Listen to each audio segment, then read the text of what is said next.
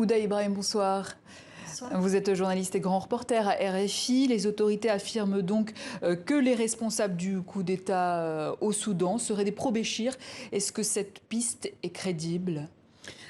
Franchement, je ne le pense pas parce que c'est au moins la 8e fois que les autorités soudanaises, depuis 2 ans, annoncent avoir fait avorter une tentative de coup d'État.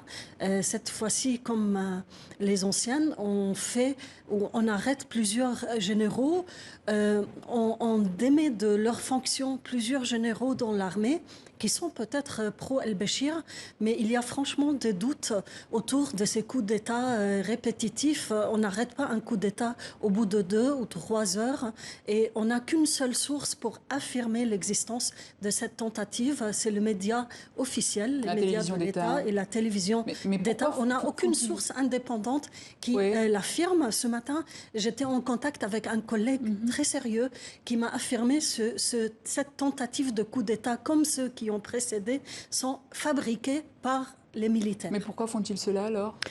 Il ne faut pas oublier qu'au Soudan aujourd'hui, au mois de novembre prochain, le Conseil souverain et la présidence du Conseil souverain va passer aux civils soudanais.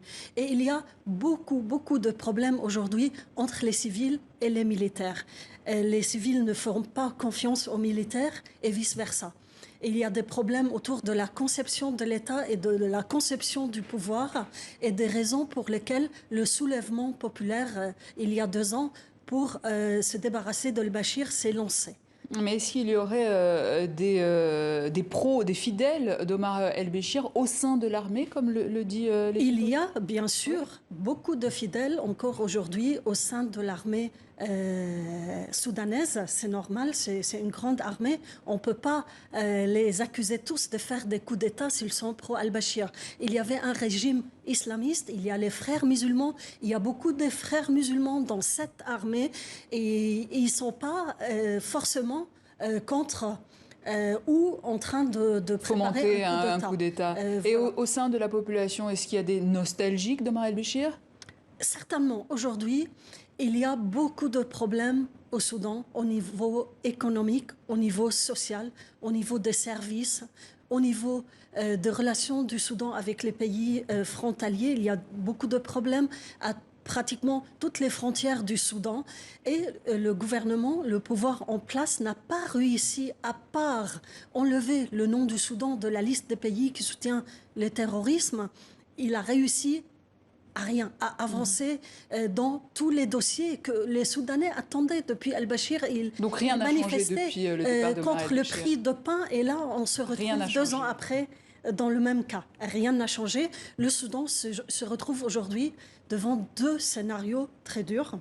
Il y avait une conférence... Pardon, allez-y. Ou bien on va vers un vrai coup d'État cette fois-ci, ou bien un soulèvement populaire. Et il y a beaucoup de manifestations depuis plusieurs jours au Soudan et ailleurs pour protester contre cet État dans lequel le pays se trouve. Alors, il y avait une conférence de soutien au Soudan à Paris qui s'est tenue à Paris.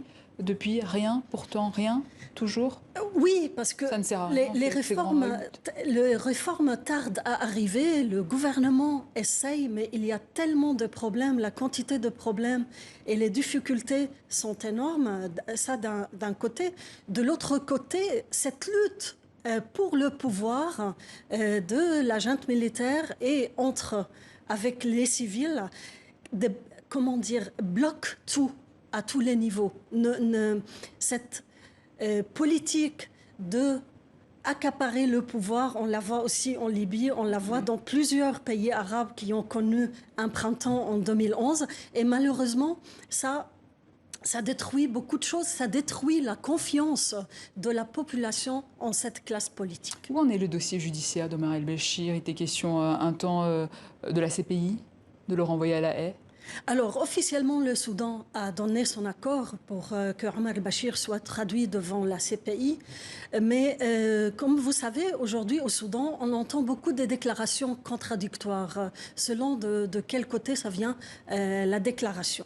Ce qui est difficile et ce qui rend l'envoi de Omar el-Bachir devant la CPI très difficile, c'est que Omar el-Bachir, pendant qu'il gouvernait, qu'il était président, il n'était pas tout seul. Plusieurs officiers et généraux très haut placés aujourd'hui et qui sont dans le Conseil souverain étaient avec lui. Ils ont pris les décisions avec lui et ils sont impliqués dans les massacres de Darfour, ce qui rend très difficile l'envoi de el-Bachir parce que à ce moment-là, on va se poser la question pourquoi lui et pas eux. Ouda Ibrahim, merci. Je rappelle que vous êtes journaliste et grand reporter à RFI.